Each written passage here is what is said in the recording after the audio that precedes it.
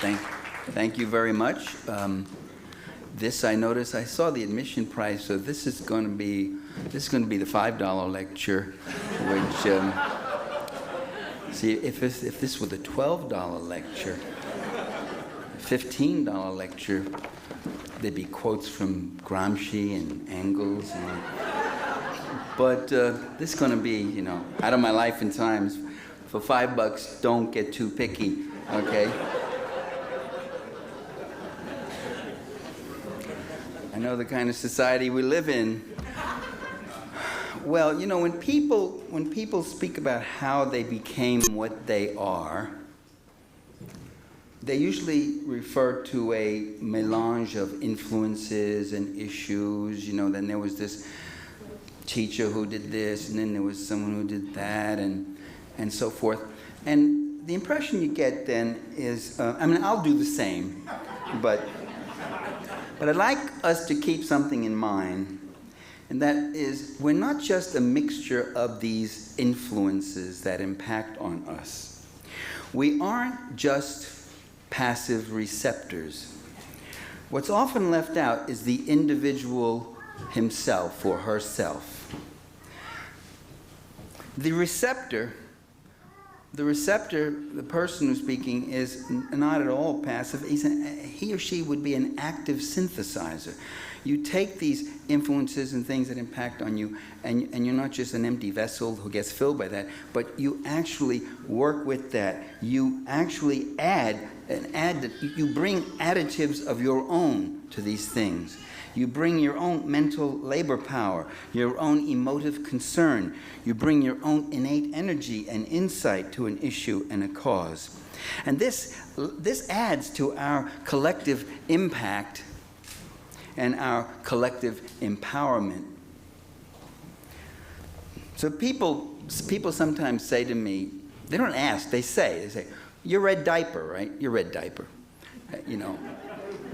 I guess assuming you hold so fast to these views, you must have got them through your mother's milk, And I say, well, no, I'm not. My consciousness and my activism was arrived at through a very circuitous process, mostly self-education, mostly undoing my miseducation. And quite often, the most important dialogue we have is with ourselves. So remember that. It's an interior dialogue, at least on a lot of occasions. At least it is for me. We do have evidence of people who have never had an interior dialogue. But they're all in power right now.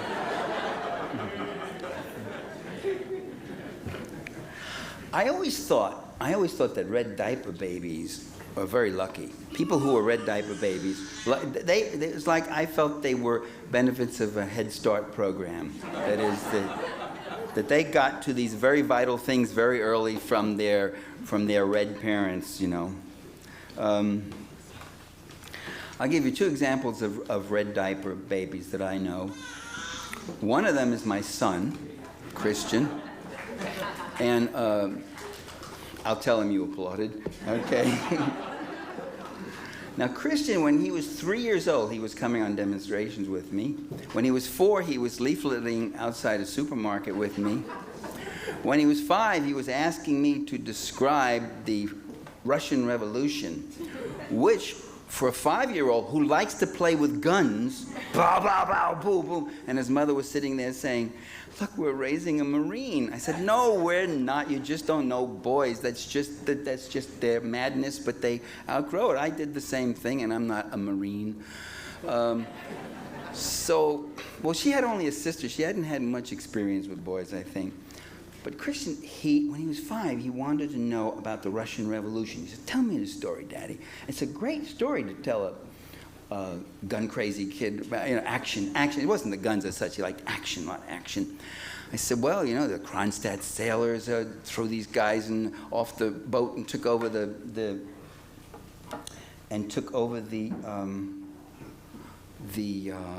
fleet, and then the workers took over the factories, and there was the storming of the Winter Palace. And I went through this whole story about what the Russian Revolution was about.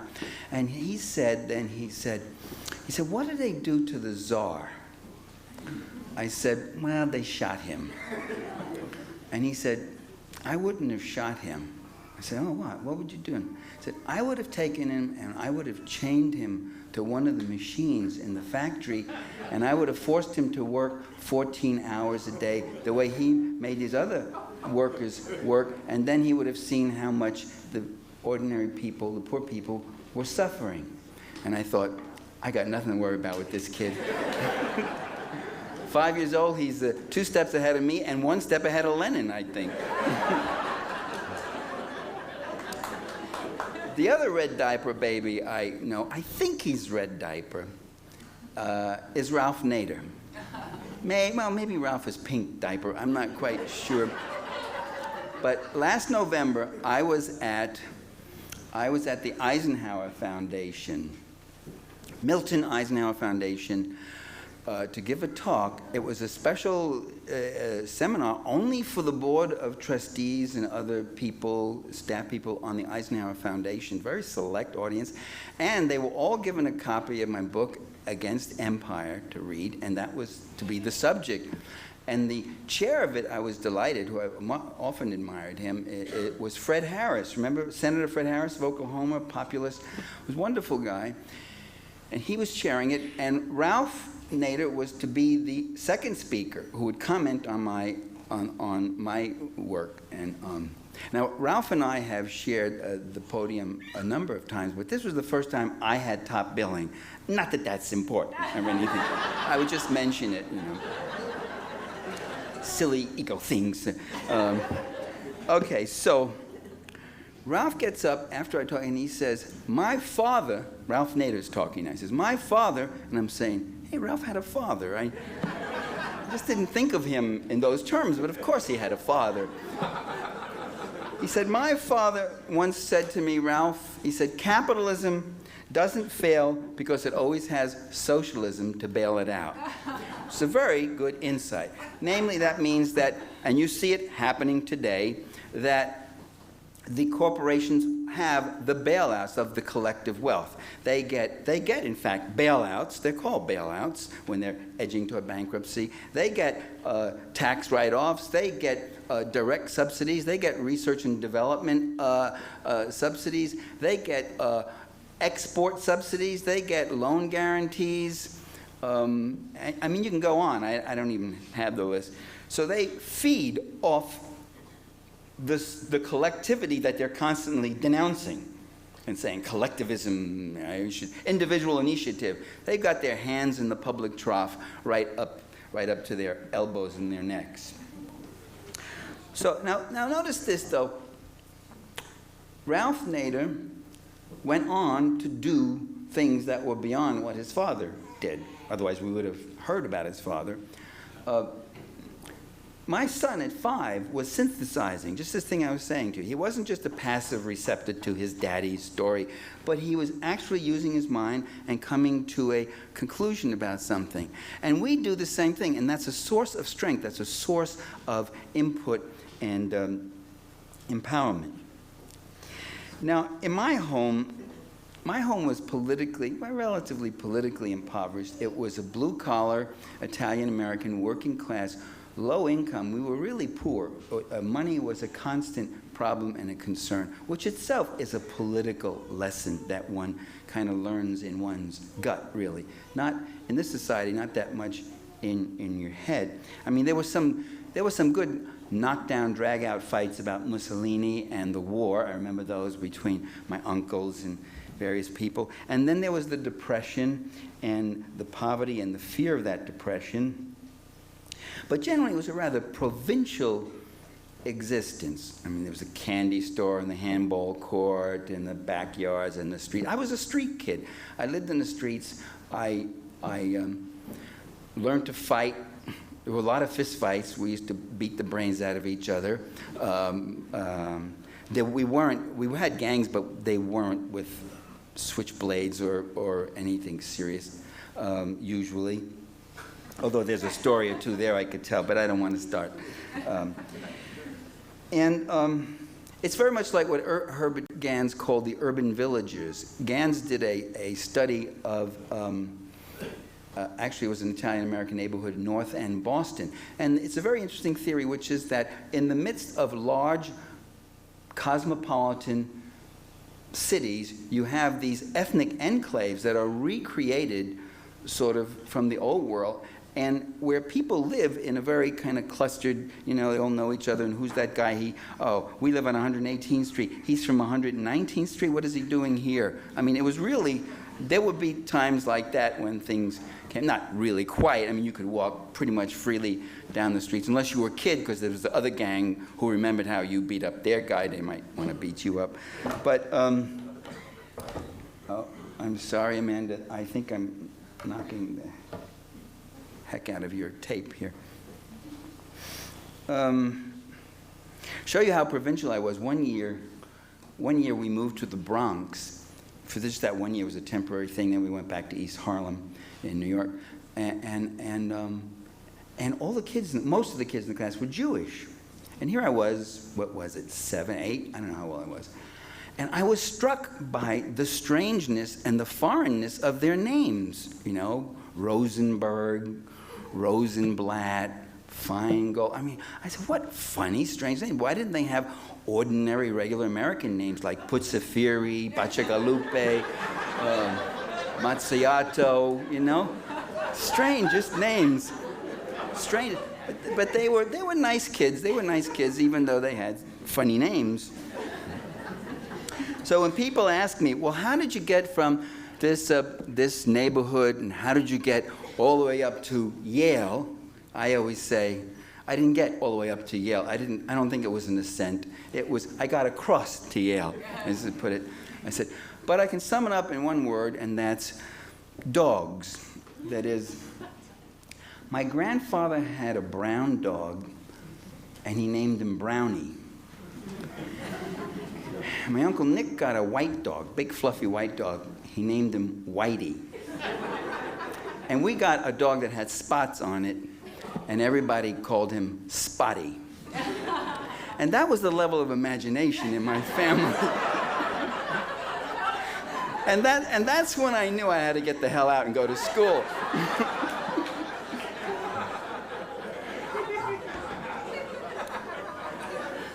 The other explanation is, I didn't do it all on my own.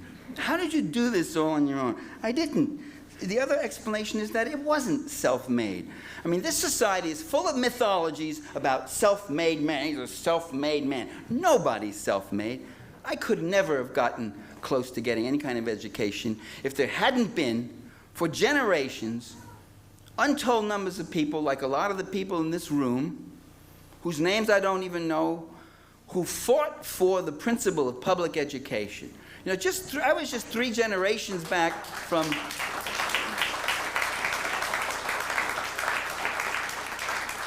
not only a grade school education, but a public education at the college level. That was the only way I went to college. In fact, I couldn't even go to college at first. I'll get to that in a minute. But what we're saying here, and then even pressuring for the stipends and the fellowships at Yale, I couldn't have gone to Yale if I hadn't gotten support from them. So there's 2 things we've got to keep in mind here. First, in anybody's socialization process, there's a self-generated component to all accomplishment. There is a certain thing that the person is doing, synthesizing everything I said before, and putting some creative input into it. And there are other times when we so focus on the individual accomplishment that we overlook this collective effort and the social context that it takes place. All individual human endeavor is also a collective social endeavor. Take, for instance, skiing, which is a very individualized sport. They always focus on the skier and all that. That guy would never be skiing if there weren't generations of people who designed skis and then redesigned them, people who cleared that trail for him, people who designed clothing that was warm enough but light enough to wear, people who built and invented the ski chairs. Is that what they call? Chairlifts. the chairlifts and all that. So every human endeavor is also has a collective and social endeavor. The reactionaries who control the government today want us to forget this, of course.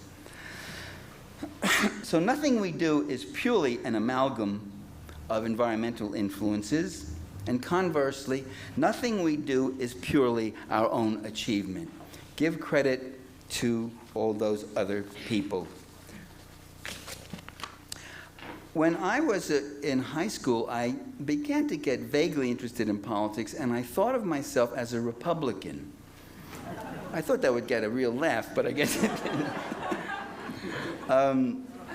And that's because the only thing I read was the New York Daily News, which was a Republican right-wing rag, and the New York Journal-American, which was a Republican rag. I was very afraid that communism was going to be taking over the whole world. The very first presidential, politics in our house, I guess, was electoral, as it is in most houses. People start giving it attention when an election's coming around. And the first presidential election I remember, where I really was reading and following it a bit, was the 1948 election between Harry Truman and Tom Dewey. And George Wallace, not George Wallace, Slice, Henry Wallace was running as a third-party candidate on the Progressive Party label. Henry Wallace. Nobody in my family. My cousin Mickey Luciano voted for Henry Wallace, the only one.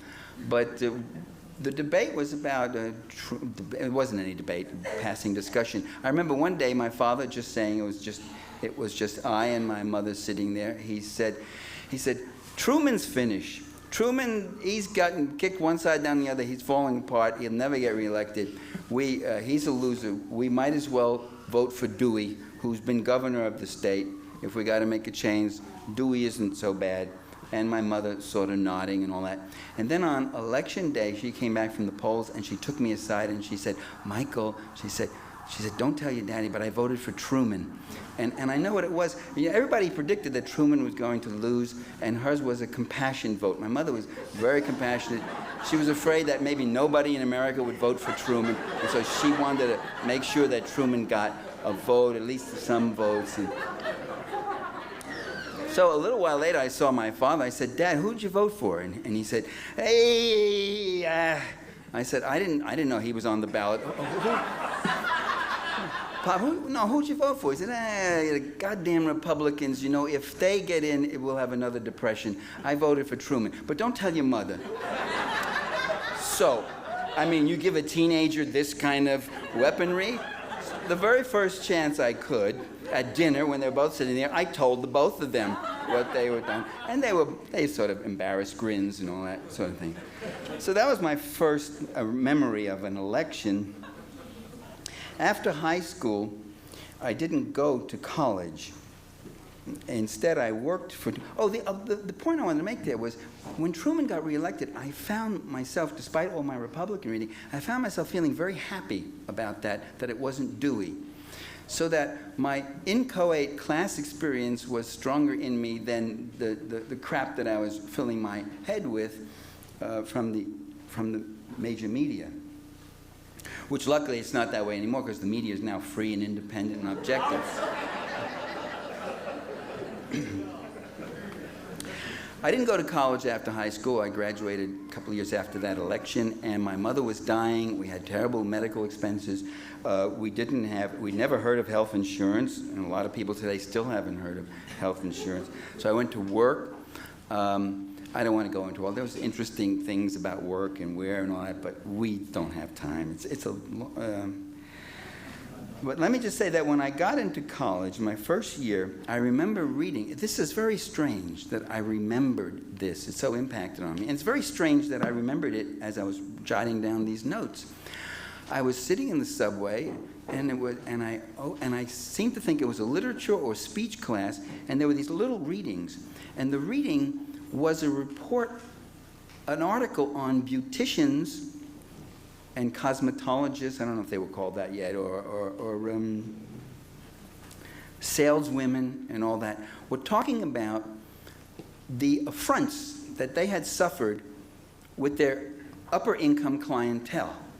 talking about how these people think they're better than we are, and how they will talk and say things to each other as if we're not even there, and this, that, and treating us with disregard. These were people talking about the hidden injuries of class. And I remember reading this one little piece and getting a surge go through me, and like a weight was being lifted off my chest, because it spoke right to the class resentment that I felt, a deeply felt but inchoate feeling, the hidden injuries of class that are seldom expressed, where there are all sorts of subtle slights. And I remember one time being someplace out of East Harlem. It was somewhere off in Long Island, a suburban area, and we were visiting somebody, and there were all these kids from the thing, and I said to someone, "Hey, throw the ball," and the other kids said, "Throw the ball, hey, throw the ball," and they started imitating, "Throw the ball" to me. Of course, you know, I didn't start swinging, but I remember that, you know.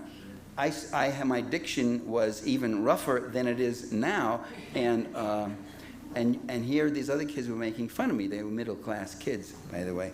So, and then to actually read about an experience that others had had in a college course where the readings are usually dismal. And I can't tell you, that was a very interesting feeling. So, in college I met students who were, in their own ways, just as provincial as I, but some of them had exposure to music and literature and politics, and I really began to enjoy that. I would go down to the gym on 23rd Street and box, because as I say, you know, East Harlem, if you're going to walk the streets with your head up, you had to know how to fight. And here I was in college, and I would go down, and I never tried for the team, just sparring, you know. And then after that, I would meet my girlfriend, and we would go to the Irving Burton modern dance thing, and I would do modern dance with her and other people. And I said, boy, these are two worlds. I'm not sure I fit in either of them. I don't quite know what's going on. But it was kind of interesting to see all these kind of new and different things, and to hear some of these kids talk about things, political experiences. So by then, I actively supported Adlai Stevenson in 1952. I was a liberal. I worked for the Liberal Party in New York, but I was still an anti-communist. The religion of that was still there. And one of the real crucibles in my life was the civil rights movement. It was really one of the great political struggles that moved me, as it did so many other people. I would take nonviolent workshops with CORE, Congress on Racial Equality, and those were an interesting experience for me, to actually sit there at a table and someone whacks you across the face or smacks you or hits you with a rolled up newspaper, and I mean, a whole different way of reacting, because you get up swinging in East Harlem, and you had to not do that and just sit and go like this, and so I can't wait till it's my turn, you know. And because we would, you know, change places and roles, and I would check out to whoever hit me the hardest got it back, you know. So you can take the kid out of Harlem, but you can't, whatever, etc. Now, what motivated me? I didn't know any African Americans, or I knew a few some acquaintances. I had one African American buddy in high school, and we lost track of each other, though. It wasn't that I had some personal connection. It was a question of justice. It was the injustice of this racism and this separatism and this stuff, the injustice of it. I just know then, and I know now, that the thing I love most, more than beauty or love or happiness, is justice, to see justice in the world. And that was the feeling I had. In college, I guess the couple of closest friends of mine were Jewish guys who had pretty interesting political backgrounds, and one or two of them actually remained friends for many years later. I am, on rare occasions, I'm mistaken for Jewish. I think that's because I read books, and I write books, and I'm politically progressive, and I have a New York accent, and I have a Mediterranean face of a sort, you know, and I'm short. Yeah, thanks a lot.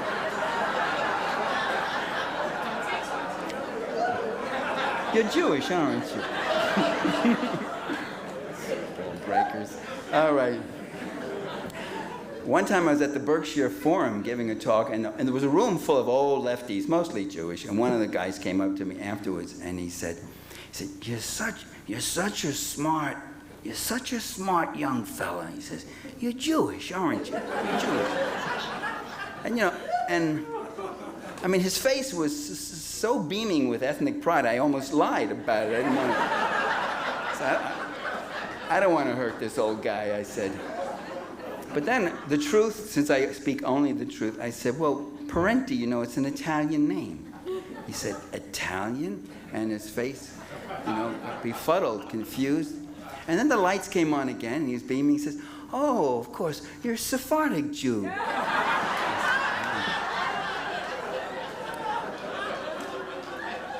That's what Festinger called cognitive dissonance. I think it was Festinger, right? Danny, you would know. I mean, it's 40 years ago since I read Festinger, but cognitive dissonance is when there's a disparity between what you expect reality to be and what seems to be the evidence that's coming into you. So what you do is you create cognitions that will diminish that dissonance or disparity, that explain it away. And that's what, that was a perfect example of it, I thought. Very creative. Again, you see, people are creative in their perceptions, sometimes too creative. Okay. I became and I remained a liberal academic right up until the Vietnam era. I was active. I mean, by this time I was an activist. I had gone out on the Woolworths boycotts because they weren't hiring African-American workers and trying to get people turned away. I did support work for the now the UFW came later. I already was a full-blown lefty by then. There was a number of things we did. Academia was a very stuffy place. I went into it with an idealized notion. Really, almost, I was so naive. I had a romanticized notion that academ's inhabitants were all principled and bright and dedicated to learning and concerned with problems of peace and justice and concerned with the university's role in the society. I mean, how naive can you get? That there was a community of scholars, a universe of discourse that we would do something about. And by the way, there are, to this day, thank goodness, there are still some very good, there were then and there still are very good, intelligent, dedicated people in academia who carry on a very valiant and valuable struggle. I'm not painting one brush stroke on everybody. But I found generally that intellectuals generally, I began to get a little disillusioned. I gradually discovered that they were often ill-informed, which is okay because I'm ill-informed on any number of kinds of things. Everybody doesn't know everything about everything. But they would pretend to speak beyond their knowledge. And I would catch this sometimes. I remember doing an intensive reading of Freud. And I would bring things up or something would come up, and I would get these facile comments about Freud from people who were intellectuals, who didn't know what they were talking about, I realized, but who had to have an opinion.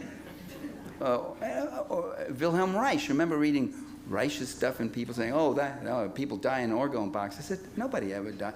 But this is all said with a kind of a superior, knowing, dismissive air.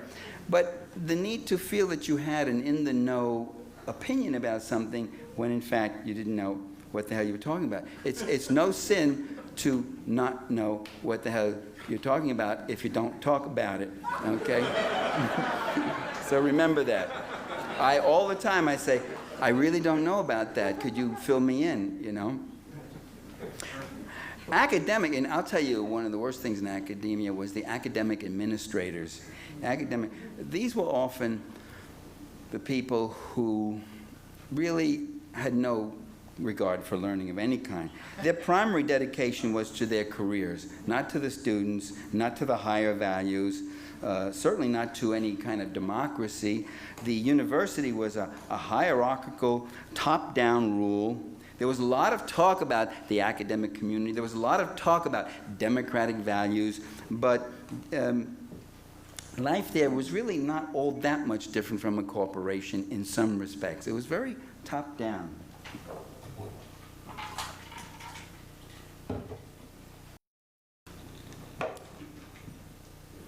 I got a story about corporations. There's the Harvard MBA intern who joins a big multinational corporation, and he goes in to see the CEO. And he says, "Sir, that was a wonderful talk you gave us about we're all one big happy community here, and it's important that we communicate all the time. That was really good. But there was something you said. You talked about criticism from above and criticism from below. What exactly is the difference between criticism from above and criticism from below?" So the CEO says, "Kid, I'm not going to tell you, I'm going to demonstrate it. Get on that elevator, go all the way downstairs, and stand outside our office building." So the MBA does all that. The CEO goes into his office, opens his window, looks out, says, "Is that you there?" He says, "Yes, sir. Yes, sir, here I am." So he starts spitting at him. "Pooey, pooey, pooey, pooey, pooey." He says, "Sir, what are you doing? Please, sir, sir, sir, pooey." He says, "That's criticism from above." He says, "Now, criticism from below, you spit at me."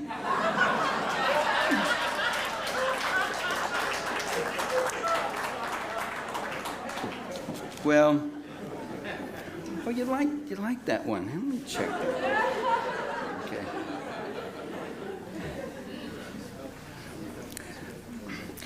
Well, along with the civil rights movement and the anti-McCarthyism, I was right there at the height of McCarthyism, and we did fight all that stuff. Later on was the Vietnam War, and that became the other impact on me. One of the first acts I did in the Vietnam War, been out on some of the earliest demonstrations, but I wrote a letter to Vice President Hubert Humphrey, who had been sort of a hero to me because he had led a lot of the civil rights stuff in the Senate and all that. And because he had issued a statement saying the people who were out on this demonstration were the tools of Hanoi, the puppets of Hanoi. And I was shocked. So I wrote him this rather long letter saying, you know, as one who looks forward to the day when you occupy a still higher office, Mr. Vice President, I can't understand why you would say that. We people wanted peace. And he wrote me back an even longer letter. He was never short of words, Hubert Humphrey. And he was saying, well, the people on those demonstrations were no more communist than you or I, but they were the dupes of Hanoi. We have to be there. And it suddenly struck me as a shock. Well, he's not confused. He's not all mixed up. He really believes this stuff. He's really pursuing this thing. And that was a kind of an interesting insight. That is, I began to question the war. And then I began to question the leaders who produced this war. And then I began to question the system that produced these leaders. And that's when you cross the line and you say, what is this about? I demonstrated, I picketed, I blocked a draft board. Remember a draft board center in New Haven, Connecticut, and the police grabbed me and pulled me through this hallway. One cop holding me here, one cop here. The one holding me here had his club, and he said, "I'm going to kill you, you dirty communist bastard. I'm going to kill you." And the third cop was coming and hitting me in the stomach, you know, with his club. And I suddenly appreciated all that training at the boys' club and at the city college downtown. We used to have a medicine ball for boxing, you know, you slam it into your stomach, toughen up, toughen up. And so I would do that every time he hit me. And so it wasn't too bad. But threw us in the paddy wagon, and I said, wow, it's good to really firsthand experience democracy in action. You know?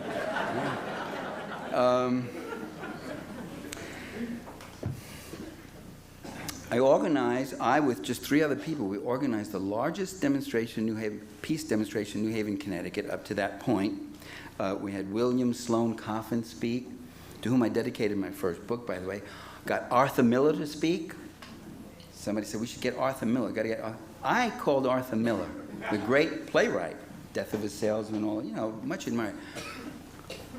And he said, I don't know, I'm a playwright. I said, no, you'll do wonderful. I suddenly was a Jewish mama. I was saying, you'll do fine, don't worry.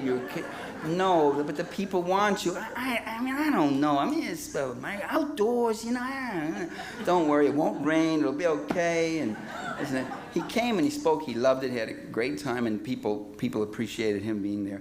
So that was the thing. I went on later on to Champaign-Urbana, and during the Kent State days, we had huge demonstrations. You know, people always think, I see all those documentaries on Berkeley, or Madison, Wisconsin, or sometimes Columbia. There were schools all over the country where these things were happening. Even some of the same kinds of personalities of the student leaders or faculty leaders, protesters, whatever else. And the same kind of events, the police and this and that. And you couldn't predict it. You know, it was a really remarkable, exciting time. All sorts of people in Urbana, the fraternity guys were having special teach-ins against the war. The jocks, some of them were. I remember Sandy Levinson saying to me, I went out and spoke at Ohio State. He said, well, you know, these things can happen in places like, he made a very brilliant analysis of why these things happen in places like Michigan, Madison, Wisconsin, Berkeley. He said it can't happen at Ohio State. This is, and I gave my talk. 4 days later, Ohio State blew open, and people were out on the streets fighting. So it's a very interesting thing. You can't really predict. There's something about people where they synthesize and electrify and mobilize each other and begin to do all sorts of things that weren't expected. It was in Champaign-Urbana where my academic career pretty much ended because I got beaten up by the police we were blocking a driveway, and I mean badly beaten. I was hit, bloodied, my whole head covered. The state troopers had clubs like this that were about that thick, and they were coming down. And one of them, they were up on the side, and one of them came right down to hit me right here on the top of the head, which would have killed me. But someone else, another trooper, hit me on the side here. That tilted my head, so his blow hit the corner of my head. And I heard this guy in the jail say, if I had gotten a good first clean lick on that guy, he'd be a dead man now. And then I heard a couple of other people standing there in civvy clothing saying, that's Parenti. Now the chancellor will want us to throw the book at him. Let's hit him with everything. Plus, when you're that badly beaten, they have to justify the beating by trumped up charges. Mob action, felonious assault, blah, blah, blah. And the chancellor who wanted the book thrown at me was Jack Pelterson. When I moved out here to Berkeley, the chancellor at Cal here was Jack Pelterson. I said, am I having a recurrent nightmare? What is this about? No. So I was found guilty. I didn't get a jury trial. My lawyer, who thought he was so smart, said, no, we'll go for a judge. I said, are you really sure, 12 as opposed to 1 judge? I didn't know that much. I was just being radicalized, you see. He said, well, Morgan, that was the judge's name. The judge's name is Birch Morgan. Well, Morgan's a fascist, but he's fair. I said, how the hell does that work? But you see, then again, you're a lawyer. You learn to defer. You think these guys really know what they're talking about. No lawyer jokes, I won't start. But, and Morgan was fair. He was fair on all procedural things. And then he just wrote an opinion that was the prosecution's case completely. They brought in state troopers who said that I had punched out this state trooper who was 6'2", and a whole story. So I was sentenced to 2 years in prison. What saved me was I got probation. I was already out of the state and teaching at the University of Vermont. There was a big flap there, and I'm not going to go into all the war stories, but there was a constant struggle and a constant fight. And what the system does is they attack ad hominemly. They attack the protesters. So they make the protester the issue rather than the things we're protesting, which is often why I don't like to talk about myself. When I wrote Dirty Truths, a number of people said, oh, wait, I had a few autobiographical essays in there. And he said, oh, we're going to talk about the real Michael Parenti. I said, please, let's not. I mean, that's not as interesting. I think my idea is much more interesting. And those essays, by the way, were written because they had a political theme in them or moral in them. So to make it a long story of struggle, those were very hard, very lean years. It wasn't that easy, as radicalized and liberated as you become. It's not that easy to see colleagues, fellow graduate students you knew at Yale, now getting their sabbaticals at Oxford and their chairs at Cornell and here and there and their big houses. And there I was living in a little co-op with 5 other people so that I could pay child support. And like, it wasn't easy. They were very hard years, which I didn't put in the essay because I don't want to give our enemies the satisfaction at best, you know. The final revenge is to live well and as happily as we can in this insane world. So, to make that whole long story short, I've been kicked out of some of the best universities in America.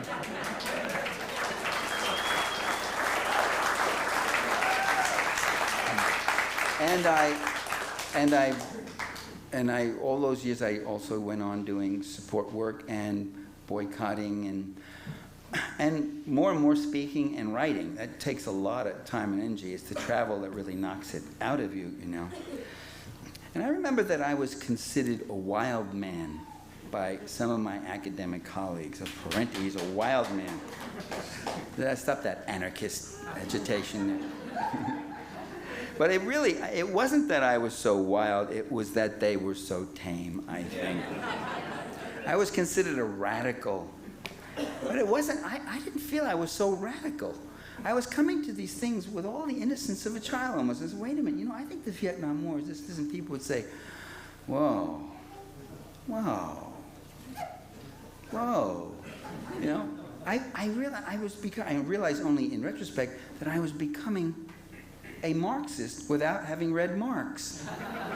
I would say things like,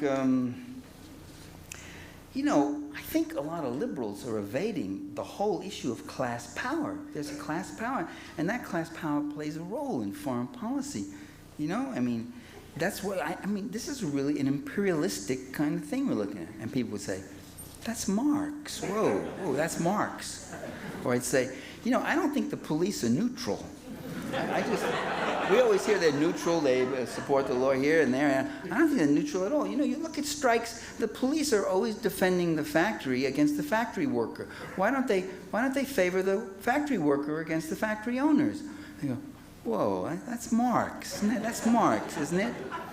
And I say, you know, I don't think racism is just an attitude that people learn. It's that too, but I think it's a social force that's used and instigated and mobilized to divide people, to divide the working class. Oh, that's Marx, isn't it? That's Marx, you know? And so I started saying, this guy Marx must really be something. Whoa. Here I am knocking myself out to get an analysis, and they're giving him the credit all the time. And he's been dead for how long now? Well, as I say, I was considered a radical. I still am. But I don't think I'm so radical. It's that they're so conservative, all those other people, right? And I mean, I still run into this. I still run into this with people on the left. On the left, we're talking about. I can take the stuff from the center and the right. It's when people who say they are on the left come up, you know, at the American Political Science Convention, which I got to go to in August because I'm getting an award. See, there are some good people in academia. So, but the other 95%, when you're walking around the hall and somebody, Parenti, still causing trouble? Oh. You know? Parenti, staying out of trouble? Hey, you're still causing trouble? And I'm going to say, from now on, I hear that, I'm going to say, and you still kissing the ass of the ruling class?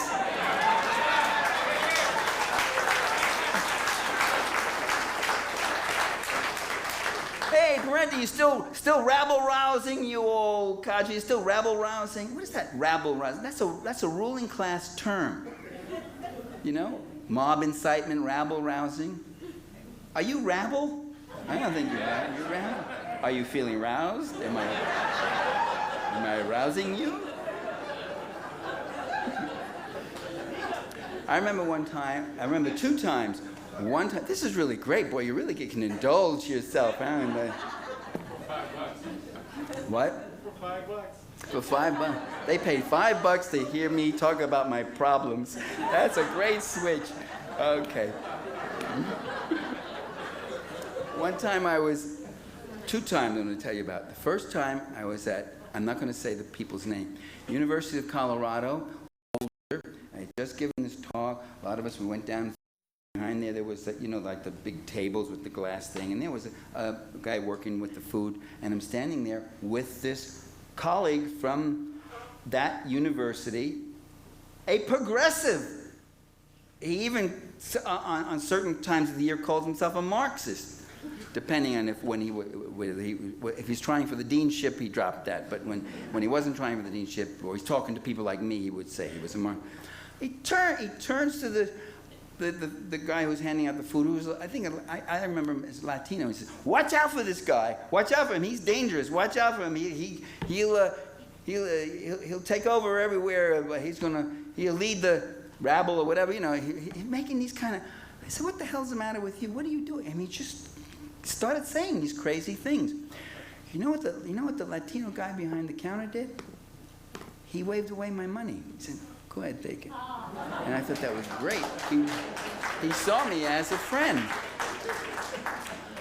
About a year later, I was speaking in Los Angeles. I just spoke for FAIR, Fairness and Accuracy in Reporting. I did a fundraiser for them. 800 people. Man, they must have made a mint on me. We've all gone to, what's that cafe? Is there a Bolshevik cafe in LA? What is it called? Or the Russian cafe. The Russian cafe. And we're there, and Gorky's maybe. Yeah, Gorky's, that's it. And he's ahead of me. This is one of the people in FAIR, a different person now, totally different person. Well-known, writes criticisms about the media. And he turns to the young lady who was checking, adding up our stuff and taking our money at the end of the line coming along. He says, "Watch out for this guy. He's dangerous. Watch out. He's a troublemaker. He stirs up all the people. Watch out for him. Watch out for this." And you know what she did? She waived part of my bill. She did. She said, forget the drinks, forget the dessert thing. No, that's okay. I said, "Gee, I should be taking these assholes with me more often,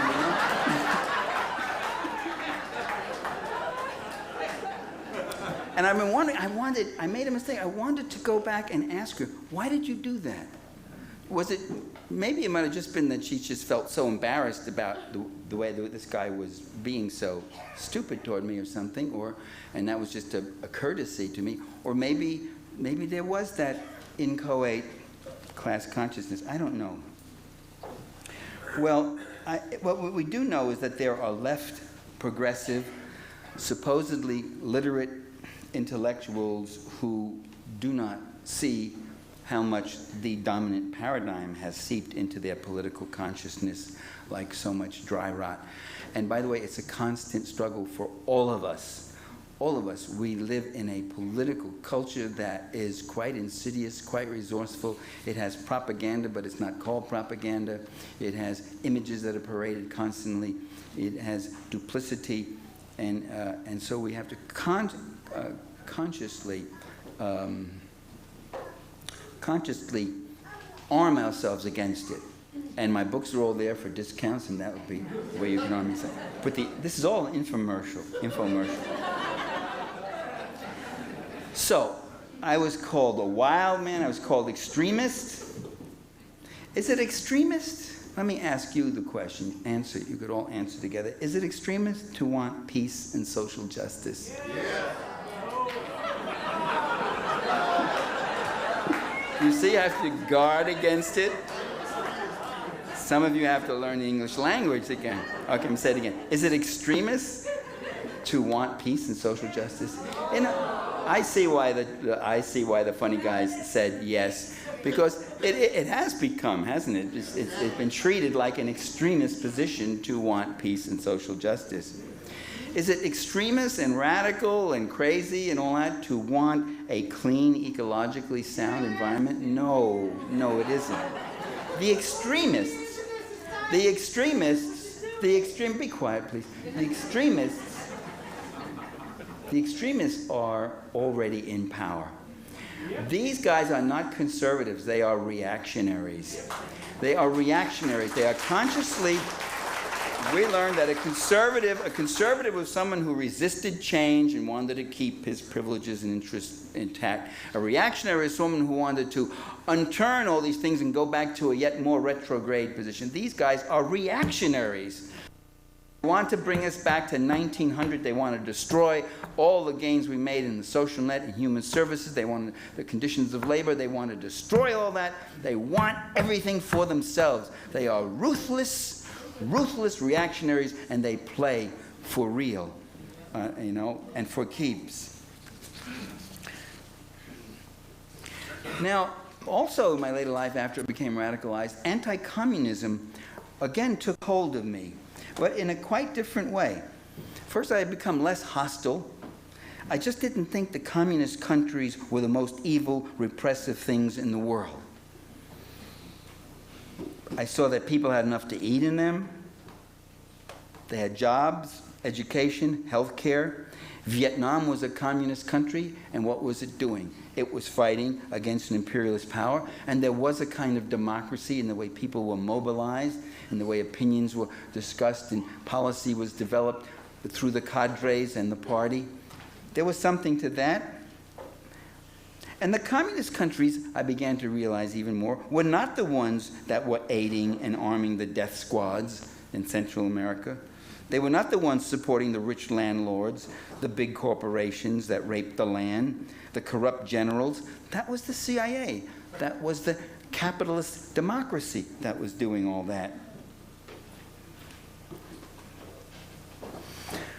But I remained over the years very impressed by how many people, even on the intellectual left, are still rabidly anti-communism. How anti-communism, which they call anti-Stalinism, how anti-communism is really the centrality of their politics.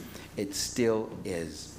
I'm including those who rushed to sign a letter denouncing Cuba for throwing 25 people in jail after they were tried, and undercover agents said they were taking money from the U.S. interest section and the U.S. ambassador, money from a nation, and directives, and coordinating their efforts with representatives of a nation that for 45 years has sworn to overthrow and destroy this government and the society they were building, a nation that had imposed blockades upon Cuba, a nation that had attacked Cuba, that spread dengue fever in Cuba with hundreds of people dying, a nation that has maligned Cuba at every possibility, a nation that refuses to give up this armed base in Guantanamo, that is now threatening and saying the Cubans, well, we think they've given biotech information to countries that have terrorist organizations in them. The Cuban medical and science profession does have a lot of wonderful biotech work that they've been doing, and they have shared it with other countries. To use that as a justification, you see, that setting them up. This is the nation who's about to attack and kill, and there are people there who are coordinating their efforts with that people. I've seen a lot of democracy movements ending up being nothing more than westernizing the country and making it safe for free market corporate capitalism. Well, so what I see among colleagues of mine, what I saw among colleagues of mine is a rush to sign that petition to denounce them, including an esteemed, iconicized linguist from MIT, including an American historian who wrote a popular people's history book about America, including another sociologist, Stanley Aronowitz, who was one of the people circulating the thing. Signing this petition, this is the best you can do. What about the 296 members of the Serbian Socialist Party who are in jail without a trial, without charges, right now? Not a word. They don't even know about that. What about the 7,000 that have been arrested in Serbia? I was there when it was happening. Just a few months ago, I arrived the day that the Prime Minister of Serbia, Djindjic, was assassinated. And people started getting arrested, including one person who had worked on my book. What about that? How about, can we have a petition for that? Well, they're not even thinking about it. They're being led around by the nose by the stuff on Cuba. And for their own credibility, for their own legitimacy, to demonstrate their sincere commitment to democracy, they're lining up and doing the work of George Bush and such. So the last thing you'd want to do is sign something like that and propagandize that and leave your name, lend your name to that when that country is now being targeted for attack. Well,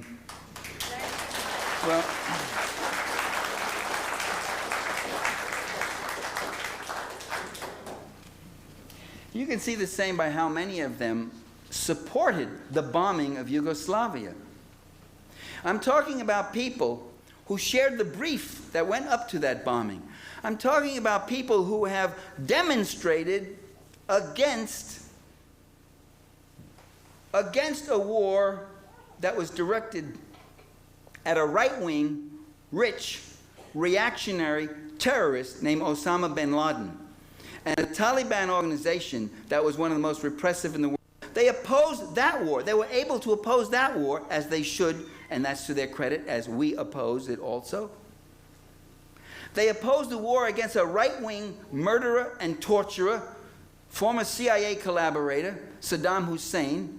They opposed that war, didn't mind the stigma, but they couldn't oppose the war against Slobodan Milosevic, who was democratically elected by his people, who ran a government with a four-party coalition, where there was opposition all over Belgrade. You could see posters up against him and whatever else. I was there when he was still president of Yugoslavia. I was there in July of '99, not long after the bombings. And they supported that war because they bought into. These are people who say, don't believe the media. They write books about how the media lies, and they swallowed every one of those lies. Why? Because Milosevic had a communist, i.e. Stalinist, genealogy. He had been a member of the Communist Party, of the Serbian Socialist Party, which had communist origins. In fact, he was way ahead of the Serbian Party. As in my second visit, the one I just had, they were talking about how Milosevic was really much more advanced and into socialism. So the Serbian Socialist Party now has been purged and been taken over. And what has happened now with the Social Democrats, what has happened is that they no longer have communism to worry about, but it's still on their back. It's a lifelong habit, and they've still got to announce how communists, with elaborate casualness in the middle of a talk that has nothing to do with that, they'll make some allusion to Stalin or the totalitarianism of the Soviet Union or this or that or something like that, was elaborately, casually, just to flash their credentials, you know. There was something else I wanted to say about that, but I've forgotten. Oh, I'm having a senior moment. Share it with me. Well,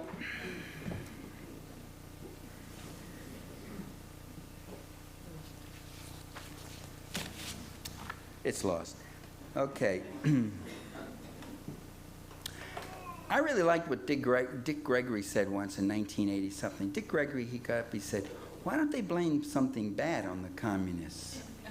He says, we got the civil rights movement going, and we hear people saying, oh, there's a communist behind that, communists. We got this peace movement, the nuclear freeze, and you hear people saying, oh, there's a communist behind that, you know? And we're organizing industrial unions. We say, oh, the communists are behind doing that. Fighting segregation, all these other things. The communists are doing that. So Dick Gregory said, why don't they blame something bad on the communists, you know? In 1992, I'm going to wind it down here. In 1992, the Committees of Correspondence held a convention here in Berkeley, their founding convention. The purpose of the convention was to decide when to hold another convention. It really was. I couldn't believe it. I said, no, I'm not joining this organization. But it was very interesting because they were putting together a platform of what the organization would stand for, and somebody got up to the microphone and said, you don't have anything in there about the rights of gays. And I said, that's right, we should have something about the rights of gays. And then a woman got up and she said, excuse me, it should be the rights of gays and lesbians. I said, oh, right, that's right. Then a third person, I think he was a guy, he got up and Transgender and transsexual was not a term yet in vogue. It came about a couple of years later. But what was it then that he had? Oh, bisexual. He said, no, it should be gays, lesbians, and bisexuals. And at this point, there's an old trade union lefty sitting behind me. He said it just loud enough for people around him to say, he said, people who are too tired to have sex when they get home from work.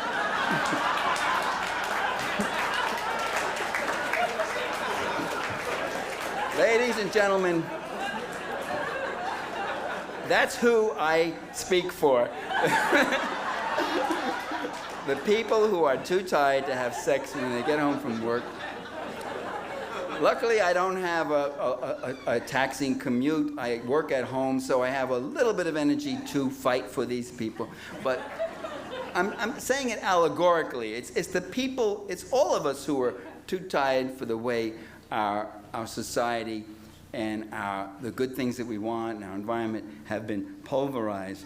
The struggle is between those who are dedicated to maximizing economic inequality, those who are dedicated to making the world safe for inequality, and as opposed to those who are dedicated to minimizing inequalities when they can be. The struggle is between those who want to use the world's land, labor, technology, natural resources, and markets for a capital accumulation process that increasingly enriches the few, as opposed to those who want to use these things for collective betterment, for the well-being of the many. Well, does it make any difference what we do? It makes all the difference in the world. If we did nothing, the reactionaries would have already had us back to 1900 in their program to third worldize the United States. Unless we resist and keep resisting and build our numbers, they will grind us into the dust. Does it really matter what we think or say? They ignore it anyway. They don't care what we think. Oh, they care all the time. Oh, boy, do they pay attention. Oh, boy, are they watching. They're crafting every statement they make. They're crafting and manipulating and watching all the time. They're surveilling and doing all that. They know that they stand on our shoulders, and if we ever give a collective shrug, they will be off. Ultimately, if we can change the minds of masses of people, there will be no armies for the ruling elites. There'll be no taxes. There'll be no instruments of repression. So we've got to keep fighting. I said to you I wouldn't have any Gramsci quotes, but I'll give you one because you've been such a nice crowd.